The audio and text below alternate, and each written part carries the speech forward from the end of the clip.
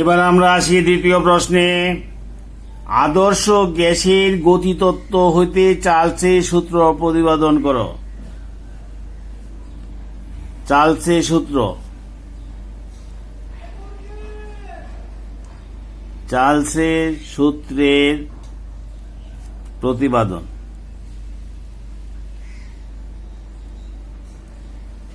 কে থেকে?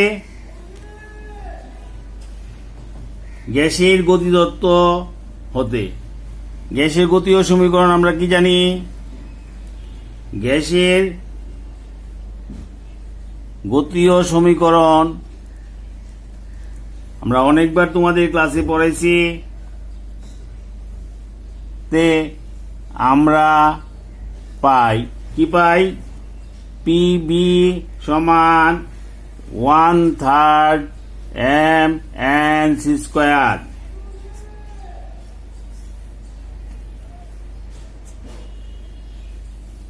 সমান এটাকে যদি 2/3 হাফ mc² এভাবে লিখি, তাহলে হাফ mc² একটা সূত্র আছে। সুতরাং পিবি সমান 2/3 ইন্টু মোট গতিশক্তি। গতিশক্তি সমান হাফ mc²। এরকম লেখা যায়। এটা দাও 1 নাম্বার, আর এন লিখে দাও। যেহেতু প্রতি গ্যাস অণুর গতিশক্তি সমান হাফ mc², প্রতিটি গ্যাস অণুর গতিশক্তি, এনে এন না, প্রতিটি গ্যাস অণুর গতিশক্তি হাফ mc²। আবার গ্যাসের মৌলিক স্বীকার্য হতে পাই গ্যাসের মৌলিক স্বীকার্য হতে পাই মোট গতিশক্তি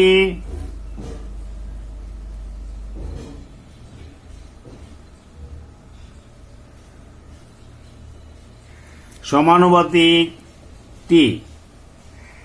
সুতরাং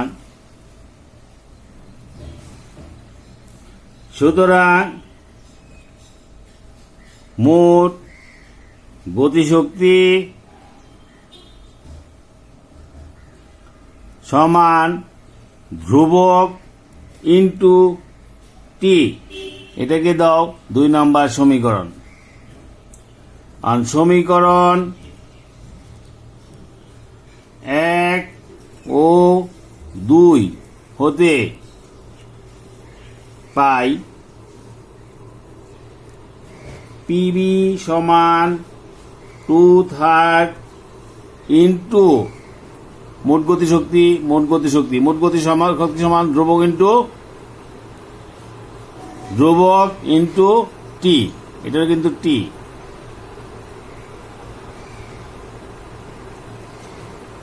ধ্রুবক ইন্টু টি ভা ভি সমান 2/3 ইন্টু ধ্রুবক into T divided by P. P এসে গেল নিচে। চাপ স্থির থাকলে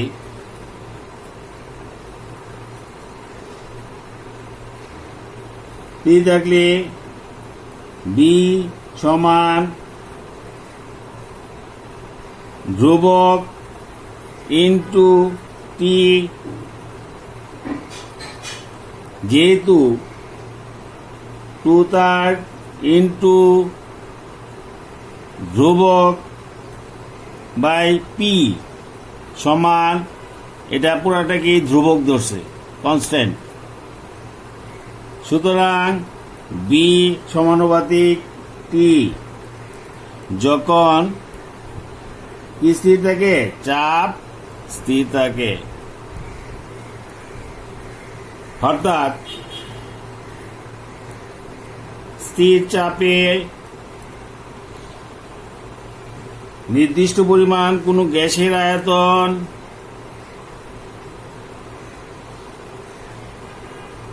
কোনো গ্যাসের আয়তন তার পরম তাপমাত্রা, টি হলো পরম তাপমাত্রা, পরম তাপমাত্রার সমানুপাতিক। কালকে আমরা চার্লসের সূত্রে এই সূত্রটাই পড়েছিলাম, চাপ স্থির পরম তাপমাত্রার সমানুপাতিক। কি সমানুপাতিক? কোনো গ্যাসের আয়তন, এটা হলো গ্যাসের আয়তন, এটা হলো পরম তাপমাত্রা। হ্যাঁ, তাহলে এটা আমরা বাইর করছি থেকে গ্যাসের, আদর্শ গ্যাসের গতিতত্ত্বের সূত্র থেকে। গতিতত্ত্বের সূত্র পিভি সমান 1/3 mc স্কোয়ার। 1/3 কে হাফ বানানোর পরে এনে দেখো 1/3 থাকে। 1/3 হাফ mc স্কোয়ার, মানের কোনো পরিবর্তন হয় না। এটাকে শুধু প্রতিটি গ্যাস অণুর গতিশক্তি সমান হাফ এম, আর এন মোল জন্য half M mc square, N কিন্তু এনে বাদ দিছি। এনে মোট গতিশক্তি এই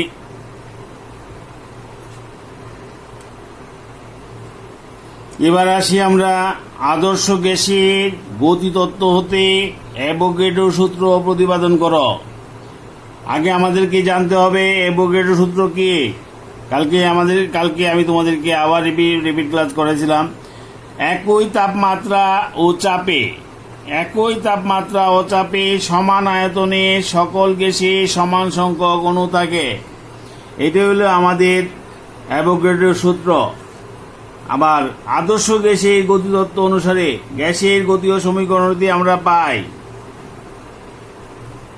গ্যাসের গতীয় সমীকরণ হতে আমরা পাই কি পাই? পি বি সমান 1/3 mn সি স্কোয়ার। এটাকে 1 নাম্বার ধরি। এখন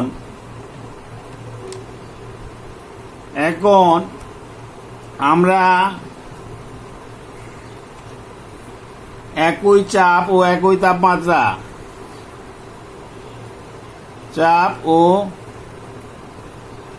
একই তাপমাত্রায় এই চাপ হলো পি আর তাপমাত্রা হলো টি, এবং একই আয়তন কি? ভি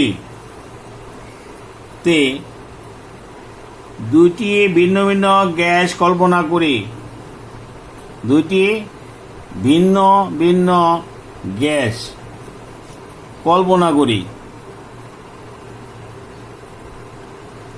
কিভাবে কল্পনা করতে হবে? একই চাপ, একই তাপ, একই আয়তন, এইভাবে কল্পনা করতে হবে ভিন্ন ভিন্ন দুটি গ্যাস।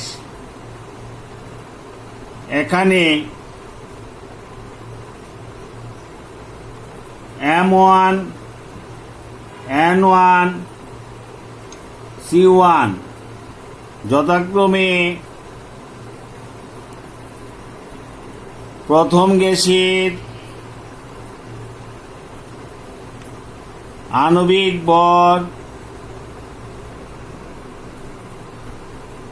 অণুর সংখ্যা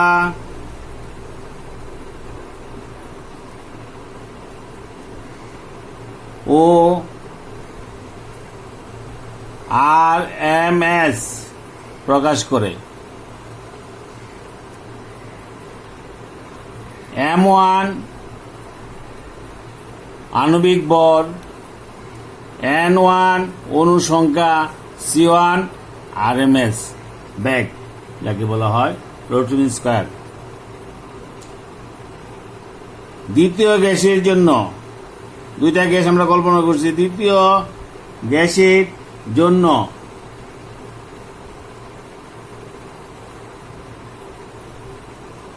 তাহলে দ্বিতীয় গ্যাসের জন্য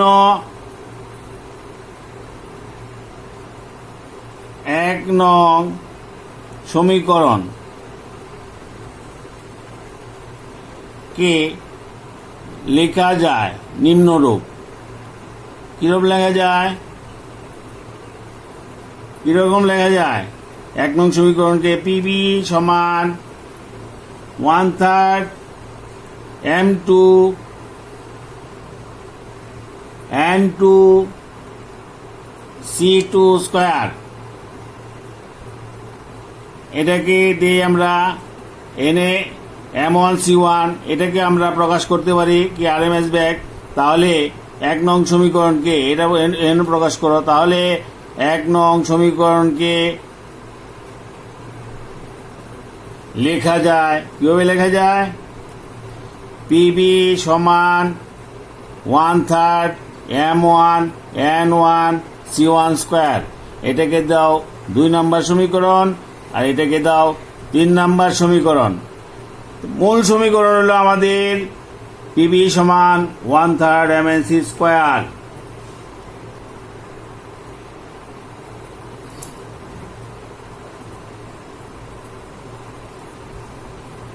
অন সমীকরণ 2 ও 3 হইতে আমরা কি পাই? যেহেতু সমান সংখ্যক অণু থাকে, সুতরাং সমীকরণ 2 ও 3 থেকে আমরা পাই কি পাই? 1/3 M1 N1 C1 স্কয়ার সমান 1/3 M2 N2 C2 স্কয়ার। এটা দাও 4 নম্বর সমীকরণ। আবার গ্যাসের গতিতত্ত্ব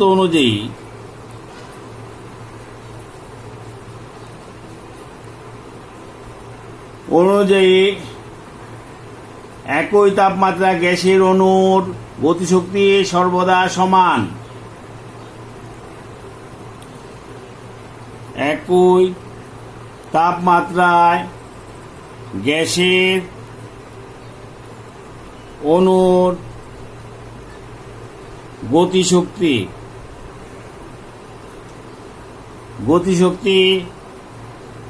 সর্বদা সমান। অর্থাৎ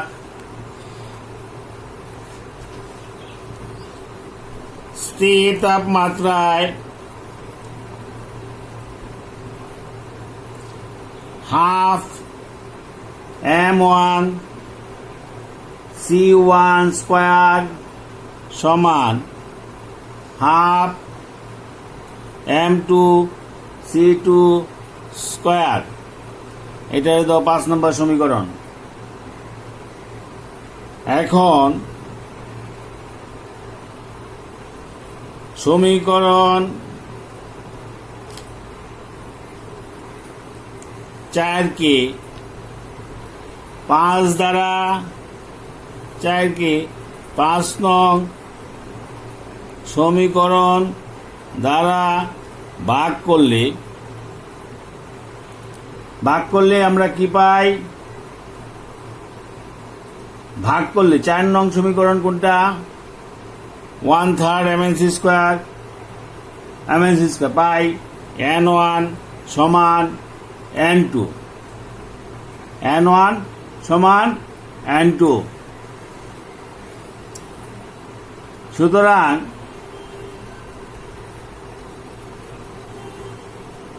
একই তাপমাত্রা ও চাপে সমান আয়তনে সকল গ্যাসে সমান সংখ্যক অণু থাকে।